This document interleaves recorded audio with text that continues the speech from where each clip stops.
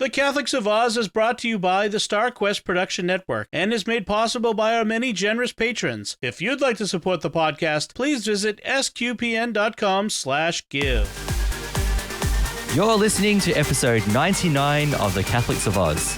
The Catholics of Oz is a show where we discuss faith, culture, and what's been happening from an Aussie perspective. Whether it's synods or science, apostolates and apps, providence or productivity, you can hear it right now on The Catholics of Oz.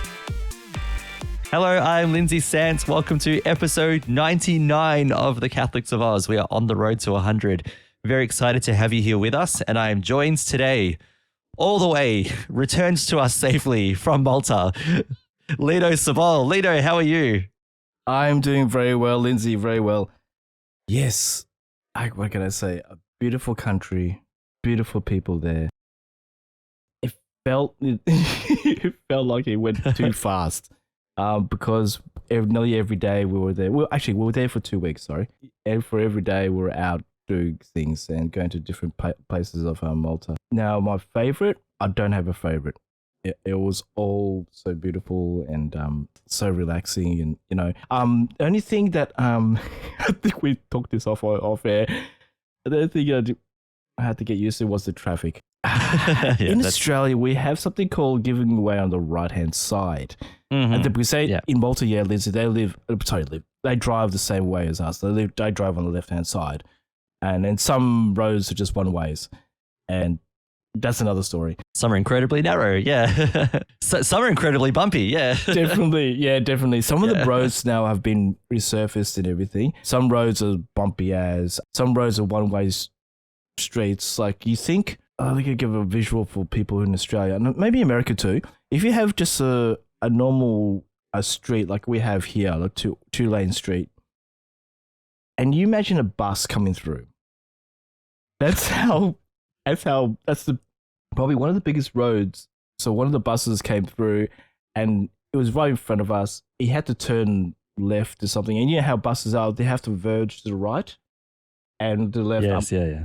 I think that's how the inertia goes for long vehicles and everything.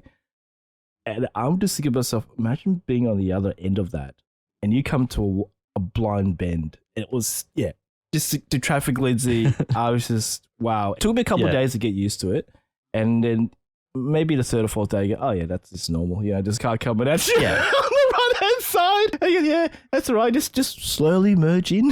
Okay, that's the way to go. I went in 2016 and the feeling of this place is heaven on earth has not left me since. I love it so much. Yeah, is it? Yeah, it's something else, isn't it, to be in Malta? It's just beautiful country, beautiful people. All right, the roads, okay, but everything else, yeah. It's the way it is, sadly, because look, it's a lot more people like us. It's like us. A lot more people are driving, and I feel sorry because I don't think they can expand their roads as much as they can. No, not really.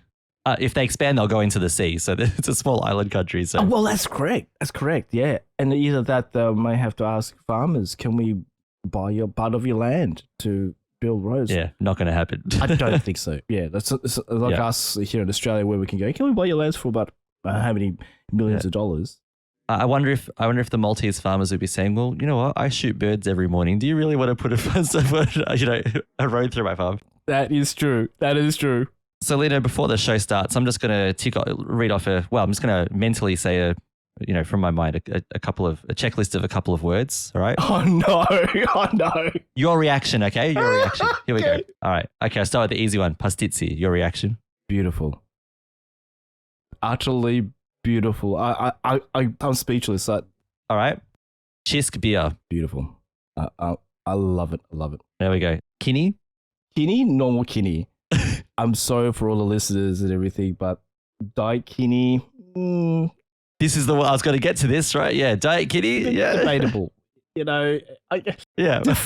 It's like it's not as bad as drinking Diet Coke. I'm sorry, people who drink it, and Coke Zero is fine, but no, I'd rather have just normal Kinney. Yep, and this is just a podcast loyalty check because you obviously weren't in the last episode with me and Caroline. So did you listen to the Catholics of Oz while you were overseas?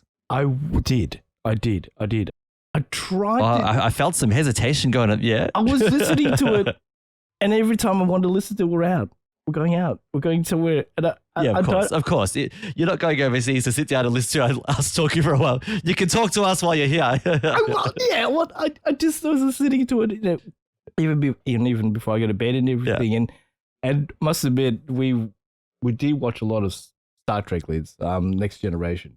So we just really throwing through it because I must just way to unwind while you're fair enough. I loved your Uluru statement. Was that before I left, or was that while I was in Malta? I can't remember. Yeah. Yes. I think it was Malta. While you're in Malta, I think I feel like it was. Yeah, my memory is really bad. So I should tell everyone. Yeah, I should just really quickly. Everyone, I just had COVID for the 4th time. So my brain's a bit fried, so I'll do my best today. Yeah, anyway, put that aside. I've got a little, I should start keeping score. Like, I didn't get a prize when I got it the 3rd time. I'm hoping I get a prize for the 4th. Like, do you get a letter from the Queen or something? I should get something. No, man. Yeah. You maybe get some advice from doctors. Yeah, well, I'm doing that. I am doing that. I've just let everyone know. I am actually engaged with my doctor at the moment right now, just to make sure that I'm still breathing. Yeah. Everything's okay. Maybe I get a letter from Brett Sutton. That should be something, shouldn't it? The chief health officer who just retired. But I think he retired. Yeah, I think he has. Poor dude. Maybe Norman Swan. I don't know. Someone should send me a letter. And survived. Yeah. So anyway, to bring it full circle, come back. So anyway, I didn't expect you to listen to Catholics of Oz while you're in Malta, but the thing is, so here's the key question, right? And there are some Maltese people who listen to this podcast. I forgot to mention it to my relatives and everyone, because everyone asks me, what do you do for a job? And I go, it's not a job. I mean, and hobbies and everything. I tell them my normal hobbies, modeling, tabletop gaming and all that stuff. Oh my goodness me, my bad. I forgot about our podcast. I'm like, your chance to be our international exposure. Well, that was one of my international... you could have got us 10 more listeners and you squandered it. Not 10 more listeners. I think the whole of Malta, because they probably want to listen to a Catholic of... The whole country? All right, 15 more. All right, go Lindsay. Go ahead. I think there's over 300,000 people in Malta, isn't there? I think so. Is that Malta? Then you're not counting Gozo, which is another whole thing, beautiful island. Gozo's a beautiful island. Yeah. I'm pretty sure that me and Caroline also, we had a similar conversation in previous podcasts because you went to Malta. Yeah. All right. Let's roll on. So a couple of things to say. The first thing is, obviously Caroline's not with us today. Now, Caroline has a really bad cold. Her boys go to school. No, they collect winter germs. They bring them home. Oh, it's horrible. They give them to her and then she feels unwell. So she did try, but she unfortunately can't be with us today for this episode. However, she will move heaven and earth to be at our next episode because it is going to be our 100th. So we're going to be celebrating our 100th episode. Woo-hoo! So before we move on to the rest of the show, we would love anyone who is listening to be part of that episode with us. We would love you to be part of our next episode. We started this podcast in January 2019, and we've been talking about faith, culture, and science since that time. And let's not forget that, Jerry has been part of this journey with us as well. And he's dipped in every now and then, which has been really good. So to celebrate our 100th episode, we are inviting you, our listeners, to be part of the show by recording a short message to us. So maybe telling us why you listen to the show, or maybe a favorite topic that you've listened, that we've talked about in the past, or anything else you'd like to share with us and the team. So if you'd like to participate, record a short message and send it to Catholics of Oz, spelled OZ, at sqpn.com. Catholics of Oz at sqpn.com. By 1st of July would be great. If it's a couple of days after, we probably still can get it all going, but we would love you please to do that because we want to feel the love and we want to share the love with everyone else as well. We've already received 3, I'm pretty sure. We got 3 in the pipeline, so that's really good. Yeah, send us some more. That'd be great. And thank you to those who have sent so far. They're beautiful. Also, if you're new to listening to the Catholics of Oz, tell us what you think of the first episode you've listened to. Just record your voice. You can subscribe, though, by doing the subscribe on Apple Podcasts, Google Play, Stitcher, TuneIn, or your favorite podcast player. Don't forget to give us a 5-star rating and some positive feedback as well so that we can hear from you and reach new people, which, by the way, we do notice when people leave that feedback and put those 5 stars. So thank you so much if you're one of those people. We love you for doing that for us. Thank you for being part of the team and helping us. SQPN hosts all of its podcasts, including the Catholics of Oz, on YouTube. You can also go there and subscribe and don't forget to hit the bell to get notifications when new episodes are released. So, Lino, shaking all the dust off. You remember where everything is? All the podcasting? You're good to go again? Yeah, I think I do. Yeah. Back in the saddle, as they say? Yeah, well, in the saddle. Just before we started, talking about dust. When we first arrived there, man, that was a cloud. And apparently all the sand from Africa, south of Malta came in. Oh, really? And if it starts raining, it's called blood rain, isn't it? Yeah, it's called blood rain, where the rain and the sand come down on your car and it looks like blood. And they call it blood rain. And yeah, that was just, I'm good. All the dust is... Yeah, you got it all out now. It's all washed out, back into the Australian outback dust. Aussie dust, yeah. Aussie Man's dust. Aussie dust. We should import that. Aussie dust. Aussie dust, yeah, true that. All right, so let's move on and let's start by talking about Faith Beyond Borders. Well, I'm actually feeling rather good about this. I think we've all arrived at a very special place, eh? Spiritually, ecumenically. How do you make somebody love you without affecting free will? Welcome to my world, son. You come up with an answer to that one, you let me know. Yes, I had to work very hard to pass Latin and theology. Oh, quite. Those are, of course, the most important things. Oh, yeah. I'd sit this one out, Cap. I don't see how I can. These guys come from legend. They're basically gods. There's only one God, man. And I'm pretty sure he doesn't dress like that. So, Lino, recently the Vatican, its Dicastery for Communication, so this is one of the many Vatican offices, released a document called, and some guidance, it's called Towards Full Presence, a Pastoral Reflection on Engagement with Social Media. Now, before I say anything about it, I want to tell everyone this. It's 80 paragraphs long, so it is an extensive document. It's beautiful because of what it's trying to promote, but there is no way I will do it justice in a very short time on this podcast because there's a lot of content in it.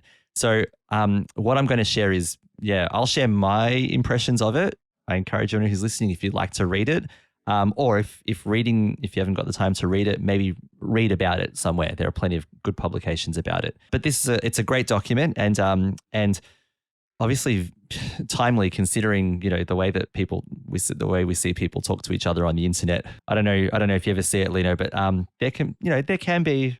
Yeah, I think we talked about it before. Technology can be used in good ways and bad ways. In bad ways, right? Yeah. And of course, we all know about how the media works, and they like to, they can send us emails and can say we don't do this and all that, but the media love that story. Yeah, the sensationalism. Exactly, Lindsay. Yeah. And majority of the time we're hearing bad things about what's going on TikTok, what's going on Twitter, on Instagram, Twitter, Facebook, and all the negativity that's been going on. Just more than half of it is about the celebrities. Yeah. And it's like, really? Yeah. More than half is about or it's or they'll take, some kind of junk post off, Twitter. Oh, exactly. Or something ridiculous that doesn't, that is inconsequential and turn it into news, The media certainly has their part to play. And, there was some commentary, I think through Stan Grant recently on saying the media needs to self-reflect on the way it reports things, not on what it reports, report whatever it is you need to report, right? But what about the way that you're reporting it? That is so much more important as well. Exactly. So that does lead us beautifully into this because this is it's not for us consumers of social media, whatever it might be, whether it's again Facebook, Twitter, Instagram, TikTok, whatever it might be. I've only got about half of those, I think. But the thing is, I don't even have a third of those. I think that's how it is. Yeah. I don't know my maths. You might be better for it, right? But but the thing is, it's also us. There's what we say, all right, and of course you should be able to say whatever you want within reason on these platforms. Yeah. But how we say it is also really important too. And the document does hammer this point about how we say things. So I'll go through a few things. I tried to pick out some of the key points and key paragraphs, and I ended up picking out too many, so I can't even go through everything I've got here. However, let me pull out some key things, and if anyone wants to go ahead and read some more, please go ahead and do it. The link is in our show notes. So it starts by saying that one of the pressing issues yet to be addressed is how we, as individuals and as an ecclesial community, so the ecclesial meaning the church, us as a community, are to live in the digital world as loving neighbors who are genuinely present and attentive to each other on our common journey along the digital highway. So this is the theme of the whole thing, right? So how can we, the digital world is part of our life now. That's correct. A lot of people are online in, some way, shape or form. It might be communicating by email, or communicating over social media or whatever it might be. It might be communicating even by text message, right? That's part of the digital highway as well. Exactly. Yeah. Being in message groups and things like that. There's so many different ways now. And so as an ecclesial community, as a church community, what should be different about the way we as Catholics and, Christians, religious people, whoever you are, what should be different about the way that we operate on these platforms, right? And so the model that this document gives us is the Good Samaritan, which is it's beautifully given as an analogy for how we should behave on social media. And really, again, it's not because it's a good story, but it's about what is Jesus saying about the way that we treat each other. Jesus didn't have the internet. You know what I mean? There were no smartphones, no whatever else. All right. So correct. Yeah. So no knowledge that no one in Jesus' time had knowledge that we would eventually be going on the internet one day, right? So those who wrote the Gospels, it's amazing how forward we've gone through our times. Right. Yeah. No one. The Gospel writers weren't sitting there going, they're going to be on TikTok one day. I better put something about that in there as well. There's none of that. What they do contain, though, is that all of us who are baptized be more Christ-like, and that's for all of us. I'm not telling people what to do because this is a message for me too, right? That is, the incarnated Christ behaved in a particular way to show us the way to behave. Exactly. Us the way to treat each other, and one of those ways was about being loving neighbors through the Good Samaritan. And I'll say more about the importance of this parable because the Good Samaritan isn't just about being nice to people. There's a whole lot more going on in this story, but I'll delve into that as I go further. So it says here, subsequently, the church consolidated the image of social media as spaces. So not looking at social media as a tool now, but as a space where people meet, and calls for the good news to be proclaimed in digital environments wherever possible. Pope Francis acknowledged that the digital world is indistinguishable from the sphere of everyday life, and it is changing the way humanity accumulates knowledge, disseminates information, and develops relationships. So the church is talking about the impact that social media has had on how we are social now. And for a lot of people, not for everyone, but for a lot of people now, social media can't be separated from our daily existence. There are a lot of people who are, it's another way to interact with others. The church gives an example, right? It says, for example, the church had a practical engagement with social media in 2020 when it displayed images of St. Peter's Square empty, completely empty, as Pope Francis delivered his Ubi et Orbi, I can't say it properly, right?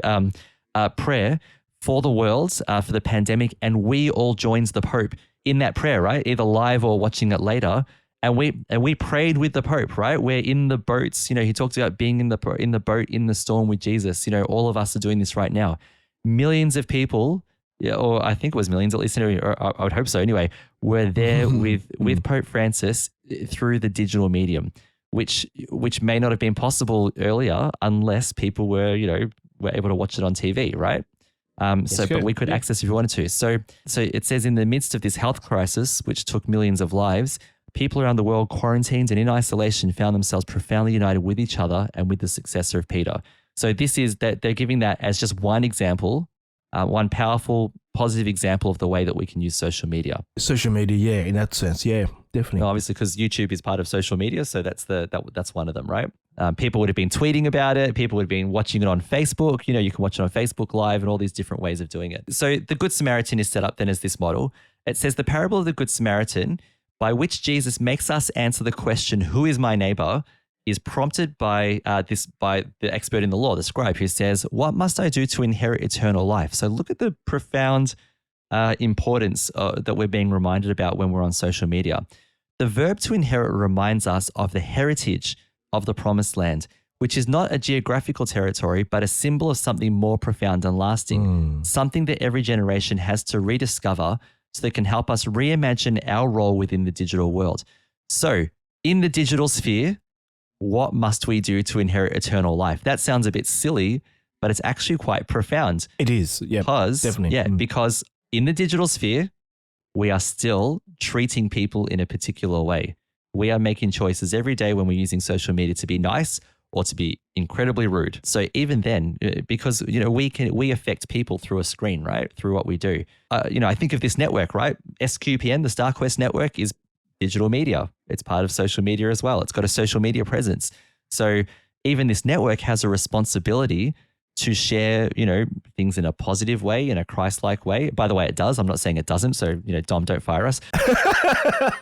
But StarQuest is a positive presence on the internet, right? And we are part of this. What must I do to inherit eternal life? When StarQuest produces its content and all the different wonderful shows that it does, shameless plug, it is doing it for our neighbor. Who is our neighbor? Who's listening? What are the needs of the people who are listening?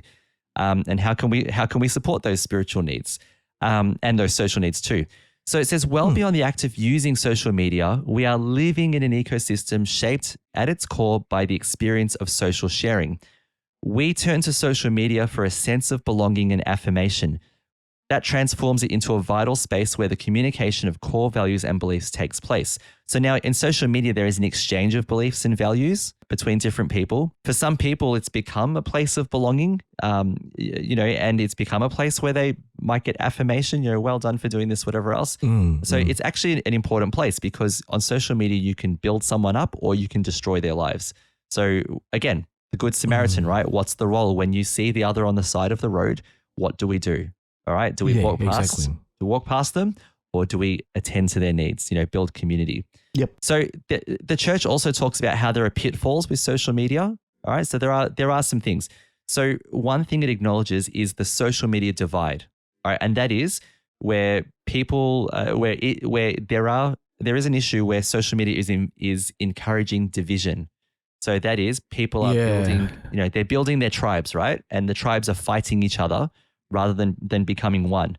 Social media held a lot of promise when it began. Everyone's like, Facebook, I can use it to talk to my family. I can use it for this and that, stay connected to my friends. Yeah. And by the way, that is a good. I believe that is a very important thing. Oh, yeah, definitely. Right? So, yeah. So I can see what my family, in Malta, we just talked about Malta, right? So I'm connected to my family in Malta through Facebook, which is great. I consume news through Twitter. And Facebook as well. I can subscribe to the local newspapers around here, whatever else, and see what's going on, and get updates and whatever. But the thing is that there is also this thing about building tribes where people throw stones at each other, and it's in some ways it's getting worse because now people I totally understand, Lindsay. Yeah, there are people who are building platforms, like alternative, social media. So you've got 10, 20, 30 different versions of Twitter, they're called different names, and different versions of YouTube, which are called different names, and different, whatever else. And all of these governed by a particular ideological perspective, some extreme, some not so. But it's like, this platform is becoming too left-winged or right-winged. I'm leaving it. I'm starting my own, or I'm going to go find one that aligns more with me. So that division online can sadly come incarnated in the real world as real world division as well. And that's where we have a problem. So the mission of social media to bring people together, we need to be part of that solution if we are active social media users as Catholics. The other problem as well, the other pitfall is that the church says we also have to be careful that social media companies, they can use their users, that people who signed up to them, they can treat them as commodities rather than as consumers, right? Yeah, I've heard about this and read about this, and it's sad. Yeah, advertising. It's all advertising and marketing. It's so what is the product? It's not a positive way. Yeah, it's not a positive way. Is social media the product or is the user the product? Is the question, right? Because exactly. And the church even talks about, they talk about, for example, people accept very, very complicated terms of agreement. Like I haven't read the terms of agreement. They are very, very long, convoluted. You have no idea. Especially when we would get updates for Apple. Then you read the terms and agreements, and I go, do you have to read this? And some of them not force you to read it, but force you to scroll down. Yes. So it's a saying, you can accept you it. scroll to the bottom and read it, you read 5. Yeah. I mean, some of them are longer than this document that I got, that I'm using, that, yeah. So they say, it has become popular to understand these terms of agreement according to the old adage that says, if you are not paying for it, you are the product. In other words, it is not free. We are paying with minutes of our attention and bytes of our data. So yeah, Yep. So that's another pitfall. So moving on then, because now here's the thing, right? So on these digital highways, as they're called, so the idea of social media being like a highway, a pilgrimage, part of the pilgrimage of our life. It says that many people are hurt by the division and hatred that they see. We cannot ignore it. We can't just be silent passers-by. Now, the church is saying if you're active on it, you cannot be a passerby and just be part of the problem, part of the division, part of the hatred. In order to humanize digital environments, we must not forget those who are left behind. We can only see what is going on if we look from the perspective of the wounded man in the parable of the Good Samaritan. As in the parable, where we are informed about what the wounded man has seen, the perspective of the digitally marginalized and wounded helps us to understand better today's increasingly complex world. So the wounded man on the side of the road, as we know, was beaten by robbers and left to die, right? So how many people on social media have we seen get beaten up publicly, right? So, angry words. Wow. What about like anonymous Twitter accounts? Like you've got Twitter accounts with fake names that, and 10 followers. So people are basically starting fake accounts or oh, wow. So they can anonymously criticize someone, like without their actual name. That is horrible. It is. Yeah. It is terrible. I've seen it. And you know what? The sad thing is I've seen it amongst people in the church too. So like just, Catholics. Oh. And the way that they smack down, bishops or smack down Catholics that they think are not real Catholics and all this, nonsense, terrible nonsense, right? Let alone the fact that we need to be part of the solution for the world. The church itself needs to solve it, And when I say the church, I mean baptized everyday Catholics who are on social media. They've got to be part of that solution as well, because they are, because they're using social media to tear each other apart as well, which is terrible. A terrible thing to do. I know. That's Oh. So they are wounding people and leaving them on the side of the road as well through their words too, by saying, you're not a real Catholic, you're not a good Catholic, you're a fake Catholic, you're an insult to your baptism. These are things that are said, right? Oh my goodness, man. So and which is wrong. It's completely wrong. And the church has said this, right? So again, before we write comments, we have to ask, who is my neighbor? And if you cannot ignore that Christ calls us to be neighbors to everyone. So if you think further, right, the Good Samaritan because Samaritans and Jews hated each other's guts. And we see, two different types of Jewish people who know the law, who know God's law, and they see another Jewish person beaten on the side of the road and they leave him there to die, right? But they know the law. They know they should help, right?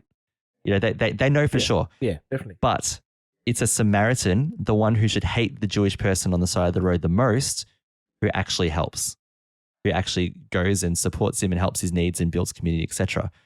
So you cannot escape. I cannot escape, right? None of us can escape the demand of Jesus in the gospel to love our neighbor, whoever that neighbor might be. Yes. We cannot reduce a person down to what we think of their baptism, whether we think they're Catholic or not. All right. There are some people online who make me very grumpy. All right. But the thing is that does not then give me the right to go and say, you are the worst Catholic I've ever seen in my life. You are the worst politician. You are the worst, whatever else. Right. We just can't do it. We have to find a better way. And that's what the church is asking us to do. So it goes on to say, therefore, there is an increasingly urgent need to engage social media platforms in a way that goes beyond one's silos, exiting the group of one's sames in order to meet others. So yes, we want to find people who are like us online, which is good, but we can't just simply create, this fortress and say, this is where I want to be. If you're beyond the fortress, I don't want to know anything about you. And in fact, uncomfortably, the document reminds us of Cain, right? Am I my brother's keeper? Are other people my responsibility? Should I care? Why should I care, right? Why should I care about other people? Yeah. All right. Yeah, that attitude is very going on around. Don't worry about this person because they're like this. Don't worry about this person because they're like that. If here's my criteria. If you fit this criteria, you must be an enemy or a person who's not worth my attention, right? Oh. And so, going back to the Good Samaritan, the church says the scribe, the one who said, "Who is my neighbor?" wanted to set a limit regarding who is and who is not his neighbor. He wanted, again, camp A, good, camp B, no good, right? So it seems that we would want to find a justification for our own indifference. We are always trying to draw a line between us and them, between someone I have to treat with respect and someone I can ignore. Now, the gospel says do better, right? And again, I'm holding a mirror in front of myself because this is a lesson for me. I'm not telling the listeners, you who are listening, I'm not pontificating to you, right? And saying you, yeah, like that word, yeah, right, yeah. But I'm not saying you need to do better. I'm saying Christ is constantly calling all of us as a church community by our baptism as missionary disciples to do better in whatever sphere we're in, and that's the important thing. Yes. Now, let me just a quick side point as well. There are some people that are difficult to love. Yeah, they are. That's true. It's true. All right. There are people who say horrible things. There are and look, let me be incredibly honest for a minute. There are people in our lives who have hurt us, right? Who have hurt us, for sure. Yes, definitely. And that doesn't mean that we need to be pushovers and let toxic people take over our lives and and allow them to do terrible things that they might be, it might be, for example, there's a manipulative person in your life and you just allow them to go on manipulating you. So don't get me wrong in saying, well, what did Jesus tell you to do? All right. So, I'm not saying you need to let bad people dominate your life and tell you what to do. Yes, that's true. There are circumstances where we need to be away from particular people who don't have our best intentions in mind, right? They have other things in mind instead. All right. So let's keep that in mind, right? But in terms of the social media sphere, generally speaking, we don't know the person very well that we're criticizing. The politicians that we're talking about, we've never met them. The media personalities, we've never met them. The person who believes A, B, or C, we've never met them. We're just reading what they've said. Yeah. And then we're responding to it, right? Yeah. So in all of our interactions, in everyday life, IRL, real life, right? So I know what that means now. All right? Yeah, I love that. Yeah, I remember that. Or on social media, our obligation is for our responses to people to be tempered by the gospel, by Christ, right? How is Christ calling us? And Christ doesn't call us to be pushovers, but Christ also doesn't call us to be judge, jury, and executioner, of people either, right? To be, digital assassins. I don't know if that's what you call it. All right. Yeah. It sounds like a grunge band. Yeah. Definitely. I totally understand. Yeah. Now I'm getting close to the end of what I've picked out from here, but just a couple of other quick points. In the parable of the Good Samaritan, it talks about how one of the headings was the Good Samaritan listens. The man who was beaten and left to die was helped by the least expected person in Jesus' time. The Jewish Samaritan and Samaritan people were often at odds with each other. If anything, hostility would have been the expected behavior. The Samaritan should have kicked him in the head and keep going. Really, all right? That would have been the expected behavior. That would be reality. Yeah. In a sense, right? Reality. Or walk past and spit on him and say, whatever it is, you probably deserved it. Exactly. Again, social media, that's what we see happen, right? Mm. The Samaritan, however, did not see the beaten man as an other, but simply as someone who needed help. He felt compassion, putting himself in the other's shoes, and gave of himself, his time and his resources to listen to and accompany someone he had encountered. And this is the mission for us. Or if you take nothing from it, from this document, or if you take one thing from it, feel compassion, put yourself in the other person's shoes, give of yourself, your time, your resources, listen to and accompany these other people that we encounter. This is probably what we're being called to do. It says the parable can inspire social media relationships because it illustrates the possibility of a profoundly meaningful encounter between two complete strangers. The Samaritan breaks down the social divide. He breaks down the division. He reaches beyond the boundaries of agreements and disagreement. While the priest and Levite pass by the wounded man, the Samaritan traveler sees him and has compassion. It's there in Luke 10:33. So not making up this word compassion, it talks about how we felt compassion for the man. Compassion means feeling that the other person is a part of myself. The Samaritan listens to the man's story. He draws near because he's moved from within. I don't remember if you were part of this one, Lino, but a few episodes ago we talked about The Pope Answers, the documentary on Disney+. Oh, no, I was there.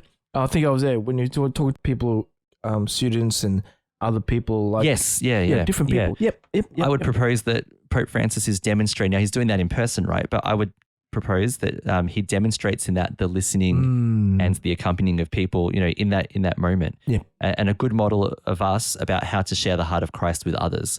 So I'd encourage people to watch that. If you want to see how it's done practically, if you want to get beyond the theoretical of this document, the Pope Answers. The Pope Answers. I call it the Pope Listens because, I think that's he's listening right there to these people. But the Pope Answers is a good way to think about that. I'm almost there, Lino. We'll get to the very end, all right? So No, you're good. Oh, no, this is really interesting. Faith Beyond Borders. yeah, well, the Faith Beyond the Digital Borders. Segments are very interesting. Yeah. Yeah, digital borders. Yeah, this is wow. Yeah, it's so profound, and it's great that a pope reflected on the Good Samaritan with this, and makes so much sense. Yeah. Go ahead, Lindsay. So it says, from the perspective of faith, we need to discern our social media presence. So I won't read everything that's here. I'll just summarize this. So discernment. First of all, do I need to be on social media? All right, first question to ask. Yeah, that's a good question. Next question. If I'm going to be on social media, why am I going to be on it? And how am I going to behave while I'm using it? How am I going to interact on social media? No one has to have a Facebook page or a Twitter or whatever. It's a choice, right? We choose it.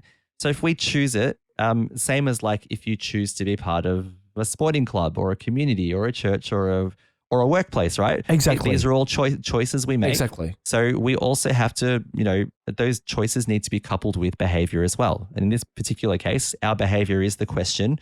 The question is, that is true. Yeah. Who is my neighbor? That's what we have to continue thinking about while we make these choices. So we need to discern our presence in social media. And it says engagement with social media must go beyond the exchange of personal opinions or the emulation of behaviors. For example, we need, the debates that are seen sometimes are limited by the number of characters allowed. Looking at you, Twitter, although it's changed a little bit. It? I think there are. I think you can write more. I'm not like a big Twitter. I kind of browse Twitter more than write on it. Really, I just share lots of Catholics of Oz, posts or whatever else. But yeah, maybe I need to be a better. No, the only thing I've heard about Twitter is Elon Musk was trying to buy it. Well, he's bought it. I'm thinking about another one. Yeah. Oh, he has bought it. He bought it. Yeah. Oh, okay. I was thinking going back and forth about it, and then I thought, here we go. He's the current owner of Twitter. So, yeah. And speaking of saying nice things about people, let's be nice. So anyway, yeah. Fly your rockets, Elon. Get to the moon. Let's do it. So people react too quickly sometimes. All right. So it says the speed with which people react in their comments. Yeah. They say the first thing that comes to mind rather than think about their response. It can come in first in their mind. Yeah. We've all done it. We've all done it. I've done it many times myself, I must admit. Yeah. Even I've done it. Yeah. When I first started using social media, I probably could have calmed it down a little bit for sure.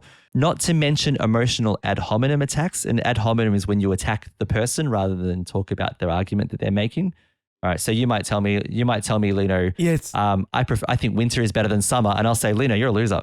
You know what I mean? So, so it's that kind of thing. And so what we're told then to cap this off then is reflect God's style on the internet. When you're on the internet, reflect the style of God.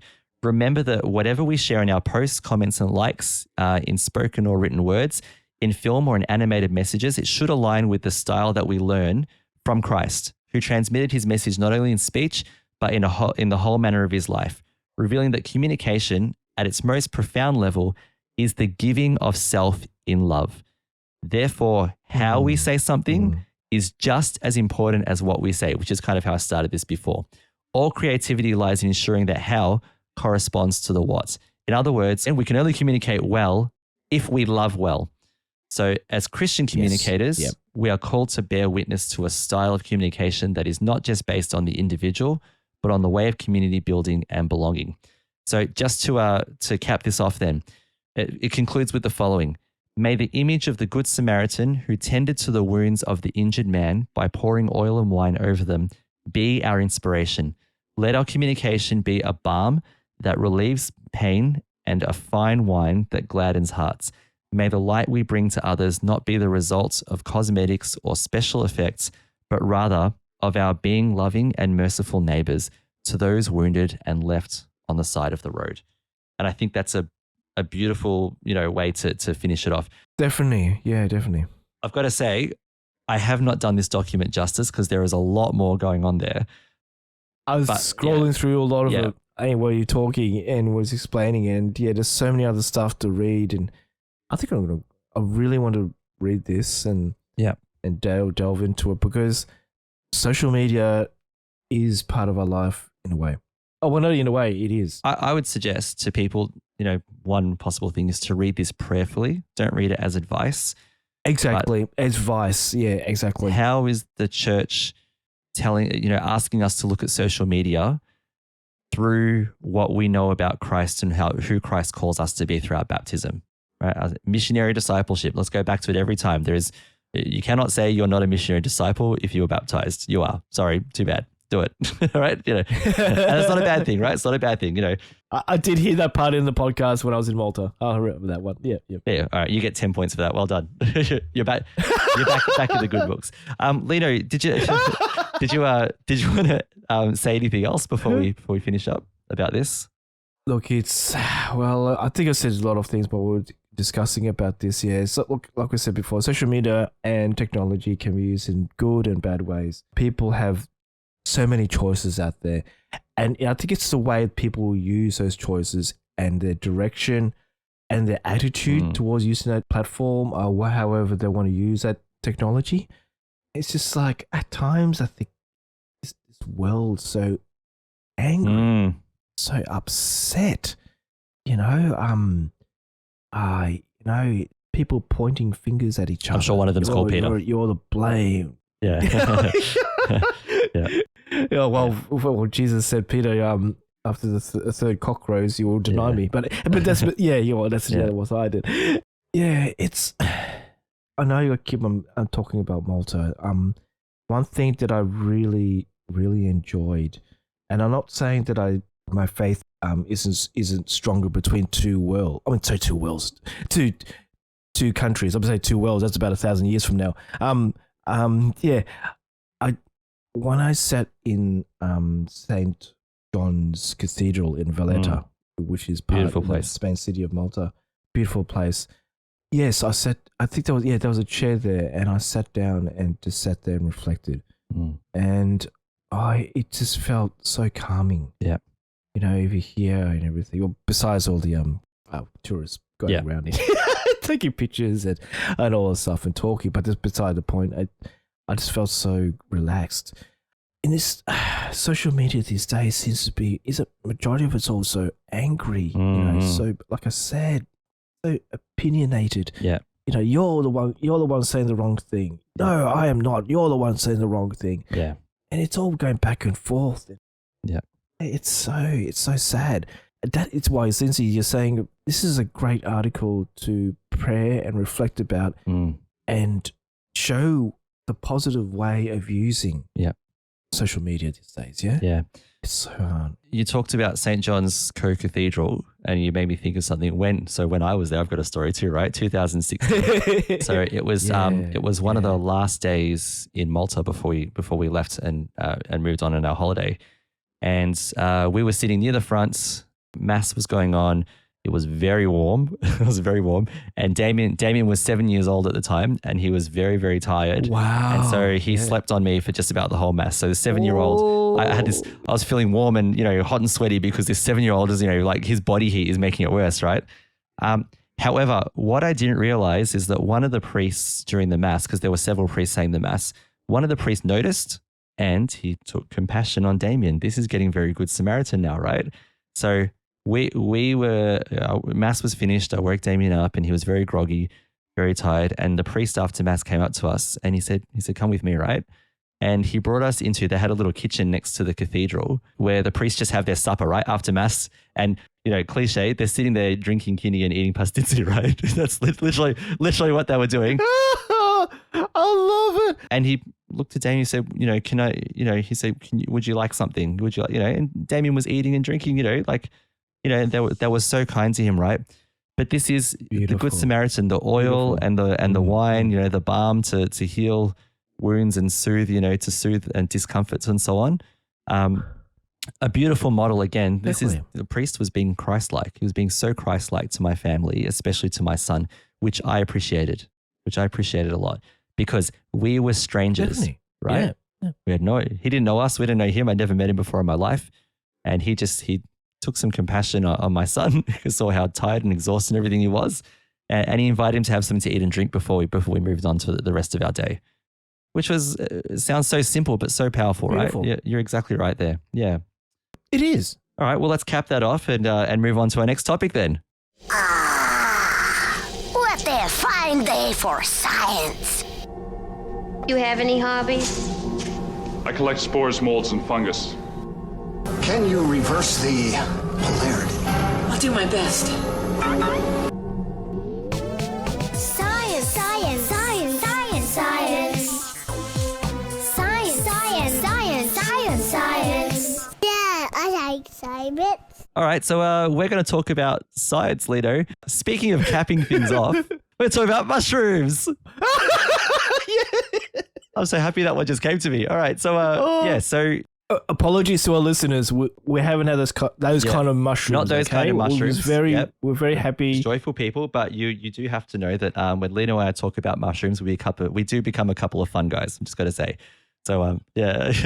Really fun guys? So, you can't see this, but I made Lino choke on his own laugh. So, whoops. Yeah. So, Caroline left us this topic because she's not feeling well today. And it's all about mushrooms. Yep. Get well soon, Caroline. Have some like healthy mushrooms with iron, good for you. This is a really interesting topic though. So Lino, this one is from Science Alert, and it's called the following. It says the following: mushrooms appear to have electrical conversations after it rains. Whoa! So, yeah, and that's what we're going to be talking about today. So my gosh, yeah. Whoa. So so there's a great image here at the very top of this article, and it's got a couple of these. They're called L bicolor mushrooms. So the scientific name or the Latin name is Lacaria bicolor, or they call them L bicolor for short, right? But it's got 6 of these mushrooms, and it's got electrodes plugged into the top of them, like poked into them to measure the electrical signal. Yeah, doesn't look. Yeah. Ouch. Yeah, no, it's very cool. I'm sure that, yeah. Okay, where do you do an experiment? I'm not sure if they detected any mushroom screams when they stuck them. I was about to say, is it Carol? The last time we talked about plants, I'm screaming. Yeah, that's right, we did, yeah. What was that episode of The Simpsons where they go to Itchy and Scratchy Land, and you know how the robots are malfunctioning? Yes. And the scientist, he pulls the faceplate off the robot, and it goes, "Rrr," and he goes, I hate it when they scream. Oh. So, yeah. Yeah. All right. So I don't know if they screamed when they had the electrodes plugged in, but let's go through this topic briefly. So it says a forest echoes with the sounds of its inhabitants, especially after rainfall. Birds coo and caw, insects chirp and buzz, frogs blip and bellow. I thought frogs ribbit. Ribbit. Okay. I guess to some people they blip and bellow. Fair enough. Okay. The scientific way of saying it. Okay. Yeah. Maybe. Yeah. Blippy as bellius. Maybe. I don't know. But, it sounds like Asterix. For those who read those comics. But not all forest conversations are audible, and not all of them include animals. In a new study, scientists in Japan found intriguing hints that rain may prompt some fungi to communicate using underground electrical signals. Oh. So they focused on small tan mushrooms known as bicolor deceivers, or Lacaria bicolor, which we'll call L bicolor for the sake of this topic, which they found growing on the floor of a secondary mixed forest at the Kawatabi Field Science Center of Tohoku University in Japan. This mushroom is an mycorrhizal fungus, I hope I said that right, that forms symbiotic relationships with certain plants. This includes large trees like oaks and pines. It boosts their supply of water and nutrients in exchange for carbohydrates. So they've got this symbiotic relationship going on. You know, you scratch my back, I'll scratch yours. I was about to say, hold on, I was like, I'm going to stop you. Sorry, Lindsay, and all the listeners. Yeah. I have towed from Mario Party. Super Mario in my head. Just Me talking. too. Is it? Yeah. Okay. Because when you talked about Japan and mushrooms, communicating. Okay. All right. Can you not? I'm good. I'm How good. can you I'm not? good. Yep. Yep. I have to admit, I've got Super Mario in my head. We're all good there. So it says that previous research suggests that our bicolor may help some trees indirectly feed on animals. So insects, all right? So it lures insects called springtail. So I Googled these before, these little bugs, and it kills them with a toxin, possibly. Oh, wow. And it shares the insect's nitrogen with the host tree. Oh, so wow. a great, Oh, wow. they got a great thing going. Yeah. Some fungi penetrate the cell walls of their host plants. However, albicolor builds what's called subterranean sheaths around the exterior of the tree's roots. So it actually, makes little sheaths underground around the roots of the tree to support it. Oh, cool. So these sheaths are made of hyphae, it's called, the root-like filaments that fuel the growth of a fungus. When the hyphae of these fungi link underground, they form interconnected systems known as mycorrhizal networks. I'm getting some Star Trek Discovery vibes going on here. Okay. Right, yeah. Mycelial networks. All right. Yeah, I haven't true. seen the mushrooms actually travel from one place to another. But anyway, that's a different thing altogether. These subterranean networks have been proposed as acting as a kind of wood wide web, they call it. I love that, by the way. Yeah, that's cool. Where entire forests communicate via chemical signals down the tree roots and through the fungi. So these, while these networks are real, there's still too little evidence to know if they reach the scale and complexity often attributed to the wood wide webs. Yeah.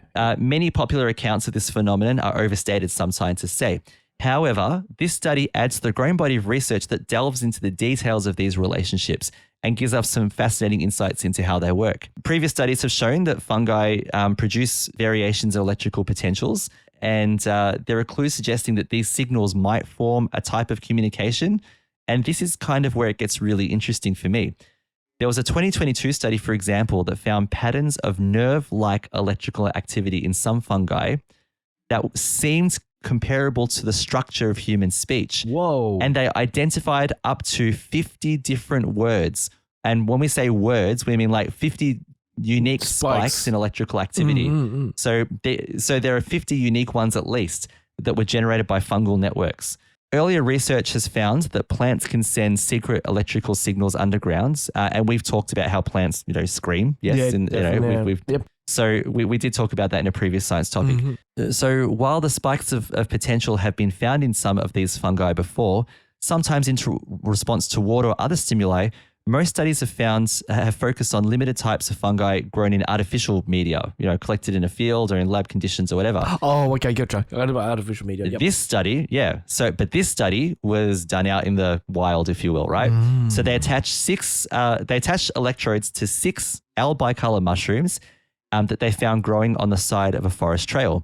They were located near an oak and some loose flower hornbeams.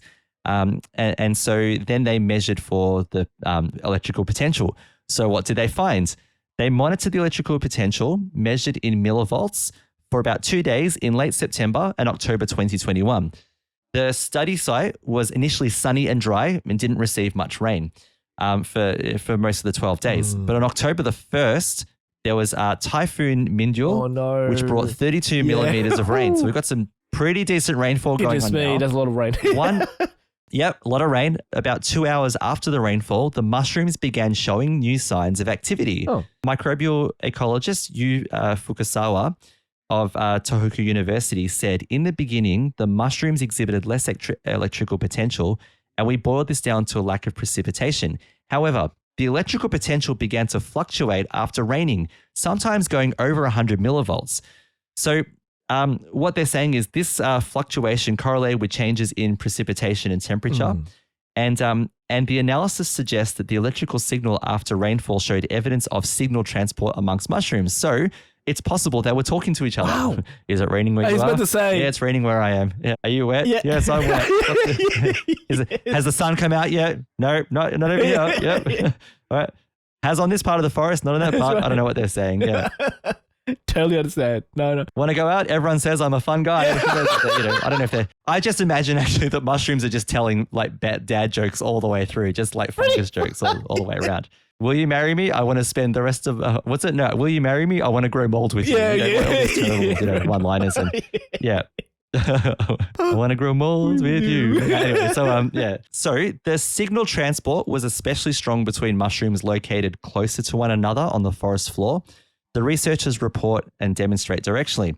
So while the new study is far from definitive, it adds another intriguing piece to the puzzle of what role fungi play in often overlooked ecosystems hidden underneath forest floors. So Fukasawa concludes by saying, our results confirm the need for further studies on fungal electrical potentials under a true ecological context. Wow. So basically, what they need to do now is do more of these studies in the real world, in the wild, not just in laboratory conditions. Gotcha. Wow. What do you think, Lino? Do you think mushrooms talk? Well, science have proven it. There's electric currents of 50. Was it 50 characters? Was it 100?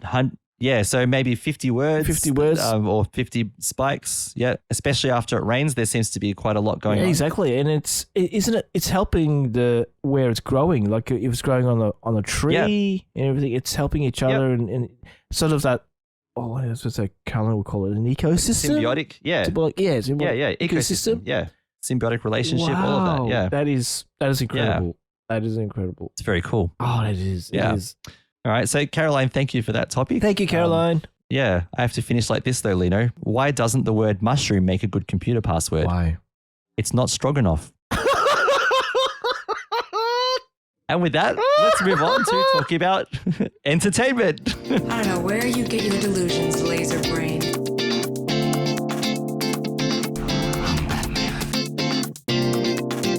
This is not what we came here to do.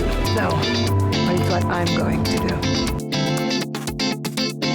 I have a plan. You've got a plan. I have part of a plan. Are you not entertained? Are you not entertained? All right, so we're going to struggle with this entertainment topic because Lino is dying of laughter right now. I love science. We should just dedicate this entertainment segment to bad mushrooms. Yes, I think so. Yeah. Oh my gosh. We're such a bunch of fun guys. Anyway. Yeah. Okay, I'm good. Why did the fungi leave his apartment? Why? There wasn't mushrooms. Yeah. Thank you, internet. Yes. See, we talked about social media and the positive things. This is a positive thing. Definitely, I totally it's agree. A positive thing. Give some laughter. Yeah. Give some positivity. Why not? All good. Yeah. It's that, yeah. So what's been entertaining me, Lynn? I'll just go through this really quickly. On Netflix, I've been watching, so, I had COVID, I've been unwell, so oh, poor, yeah. I had a bit of time to watch some things. So this is the fourth time lid. Everyone feels sorry for me. Yep, here we go, sympathy, 3, 2, 1. Oh, quiet. Anyway, so Isabel and I, my wife and I, we were watching a new show called FUBAR, which I won't tell you what that means. If you know what it means, keep it to yourself, everyone. But it's I think Netflix has got something going on with Arnold Schwarzenegger at the moment because he's been doing ads for them. He's done this show. There's a 3-part documentary about his life as well. I think so. It's called Arnold, which is it's just come out. Yeah, obvious. that's right. Makes sense. Yeah, I would have called it "Get to the Chopper," but that's all right. That's a different. Or Hasta la Vista, baby.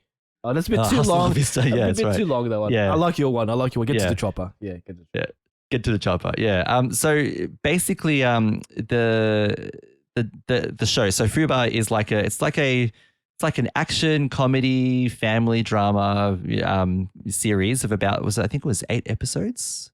I think it's 8 anyway. Okay.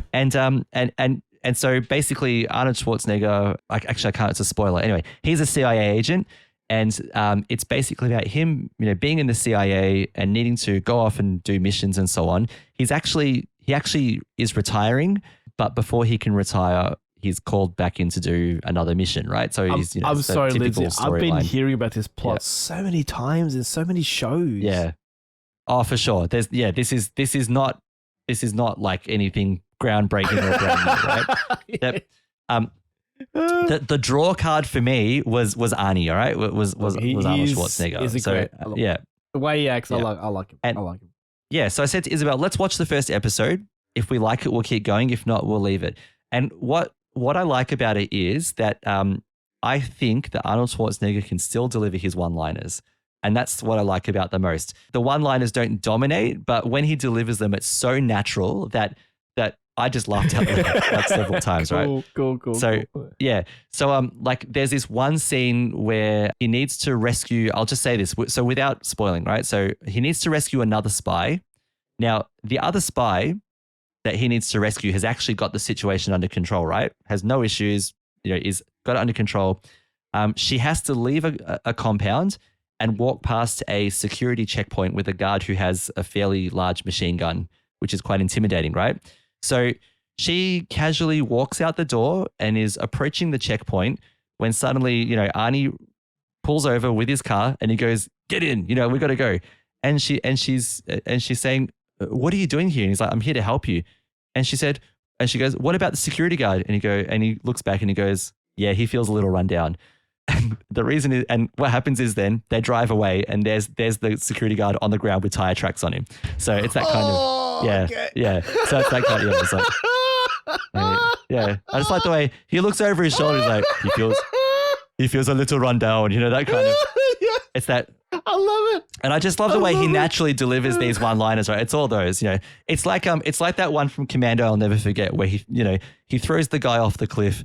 And then later on, he goes back to his companion. She goes, "What happened to whatever that guy's name?" He goes, "I let him go." That kind of, it's that kind of, it's that, I'm sorry to say, that's just one of the endearing things I like about him when he plays a character. He doesn't play a character. He's just playing Arnie. He plays doing Arnie action himself. movies, You see all the action films he's in, but it's so cool. Oh, okay, that's so good, so good. Yeah, so I recommend it in that sense that he's a draw card. I just got to warn everyone, you can't watch it with your kids because sadly there's adult humor, which I didn't appreciate some of the adult humor. Okay. It was a bit silly and immature. Okay. But having said that, again, Schwarzenegger is the draw card. There's going to be a season 2 the way it leaves off. I'll just say that. I don't personally think it needs a season 2. I think maybe they should have... I think they should have resolved it. Okay. They could have resolved it really well and had it finish on a high. I do think it starts better than it finishes. Wow. And it's usually the other way around, isn't it? Sometimes it doesn't start well, but it finishes well. And if it finishes well, then he knows there's going to be more. He wants more and everything. I thought it was more entertaining the way it started. Yeah. There was some bits where it kind of gets a bit slow. The other thing I'd say is towards the end of the season, there's a shoot up in a church. And I didn't really appreciate it, I've got to say as well. Like there was a scene, I get why it was in the church, that it makes sense why it was in there, but I don't think it needed to be what it was, if that makes sense. And if anyone watches it, you'll know what I mean. I didn't like that so much. Having said that, if you like Arnold Schwarzenegger and you're a fan of his shows and his one-liners, get to the chopper and all that kind of stuff, watch it. Cool. There's a lot of callbacks. There's a lot of callbacks to other films that he's done, like just subtle Easter eggs. There's a joke about Danny DeVito, which I thought, funny because they acted together, and there's all this other, So it's a bit meta in some cases, and he does mention the chopper a couple of times, so you'll get that too. That'll be great. Yeah. That'll be great if he and Danny DeVito got together and did another Twins. Yeah. Was it Twins? Yeah, Twins when they made it. I think it was Twins. Yeah, I've never actually seen it, but of course they wouldn't. What we call Twins would be called out to call something different. But Danny DeVito is still alive because I'm hearing a lot of celebrities passing away when I'm sadly. But I think he's still there. Yep. All right, Lino, you watched a few films on the plane on the way to Malta, so what were you catching up on? What entertained you on those long hours of flying? So we watched together. You know how you sit together on the plane, you try to press play and stop at the same time on your screens, watching the same thing together. So Benedict and I watched Top Gun Maverick. Loved it. I loved it. I have watched the first one, but it was so long ago. I have to watch it back again. But this one was so good. I was just laughing a little bit because everyone knows that Tom and all the other actors had to be in an actual real plane, really flying, and you could see the pain, the struggle them going through. What do they call it? Sorry, all the aviators out there called Mac. Mach 1, Mach 2, G's. Yeah, when you go Mach 1, G's. Yeah. G-forces, different G's. And then the faces are like almost stretched You can see the faces, yeah. They're like, trying to breathe. Yes. Yeah. I totally understand that. It's just like, trying to keep your acting abilities going while you're going upside down. Yeah, that's right. Yeah. Because they set up cameras in front of their faces, and they had to direct themselves. Yeah, exactly. So they had to turn the cameras on, direct their own acting. Yeah. It was done very well. I love the mission they had to do. That sort of brought me back when we used to play flight sims. No, what I mean, people still play flight sims, and you go into a mission and you're trying to get through a canyon and blah blah blah, and try to take out a bomber if you needed to. If you tried to take a bomber out, it's a great show. I liked it. It came back, it reminded me back to the old days. Yeah. But also, I like the good old talk to me, Goose. I love yeah. Talk to me, Goose. His son? Is it son? Yeah, his son's in there. Yeah. And a good tribute, very touching tribute to Val Kilmer. Val Kilmer. Yeah, true. Yeah. Actually has Val Kilmer. It was good. Yeah. Has throat cancer, which was a great. Yes, that's right. Yeah. To go through tribute for him. Yeah, to go good through. tribute. Yeah. The Iceman. I love that. The Iceman. Yeah. No, for me, Top Gun is always about when they win or when they're successful, and then you hear that. That tune. Yeah. I don't know what that was. Everyone knows the tune is better than me. Yeah. No. I love the start of it when they did it at that start, and then all of a sudden, Kenny Loggins' song came up. I went, yes, and I actually said yes in the plane, and I think some people were still asleep. It's just like I'm gonna put my thing down. Okay, here we are. But I loved it. You can't make a Top Gun film without at least one highway. Yeah. It was so cool. That's so cool. And then watched that Whitney Houston song. I mean, not Houston song. Whitney Houston movie. I Want to Dance. How was it? I Want to Dance with Somebody. Look, this is the same creators of Queen's Bohemian Rhapsody. I found it okay. I think it was rushing a lot through her life. What she was going through. I liked it. Whitney Houston is one of the greatest female singers out there. I so doubt about it. And what she had to go through and everything was horrible. Yeah. But it was great. The actors were great. The songs were great. It's just it just sort of rushed bit by bit. I don't know if the actor. I'm not criticizing him. I'm not a film critic saying this, but the actress, portrayed as she was. I just found her just singing. Sure. Singing. Yep. I don't know what she was singing, but when it comes to those sort of heartfelt parts, all right, she wasn't really. Yeah, right. But in all, it's a great show to watch. Great show. Yeah, so it does the trick. It's just fair enough. We'll wrap it up there because we're getting a little bit over the hour mark. So let's finish up because we have 100th episode to prepare for. Yeah, definitely. Before we go, we'd like to take a moment to thank our patrons who make it possible for us to create the Catholics of Oz on the StarQuest network. Today we want to thank Judson G, Frederick H, Megan S, Rhonda M, and Susan G. Through their generous donations at sqpn.com/give, they make it possible for the Catholics of Oz and all the other shows on StarQuest to continue. So you can join them by visiting sqpn.com/give and also keep us in your prayers as well. Also, we'd like to know your thoughts about the topics we've discussed today. You can send us feedback by visiting sqpn.com/Oz, where you can also find our show notes. And while you're on the SQPN website, don't forget to sign up for the Insiders Club newsletter, sqpn.com/about/newsletter.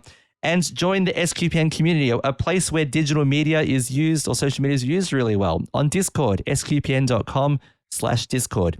You can also find our shows and more on SQPN's Facebook page, facebook.com/StarQuest Media, Twitter at SQPN, Instagram, search for StarQuest Media. And don't forget, we have a Catholics of Oz Facebook page, facebook.com/Catholics of Oz, spelled OZ. Come and join us there and share about our latest episodes as well.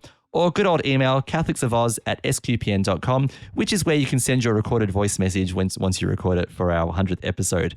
So, Lino, thank you so much for being on the show today and welcome back. Thank you very much, Lindsay. Yes, to Australia. Malta's a beautiful place. This episode has been such a fantastic episode. Okay, you tried. That was right. Yeah. You Okay, tried. I just got shot down like in a Maverick. Anyway, I'm going to talk. Yeah.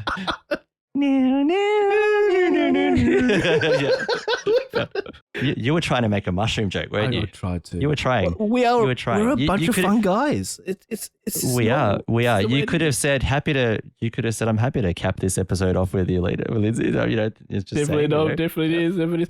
Yeah. 100th episode. 100th episode. I'm excited. It's coming. I'm 100th excited. episode is coming. It is so good, guys. And we all look forward to joining us for our 100th episode, which is after this one. So thank you. I'm Lindsay Sands, and thank you so much for listening to episode 99 of the Catholics of Oz on StarQuest. Here's another show on the StarQuest network you're sure to enjoy: The Secrets of Star Trek.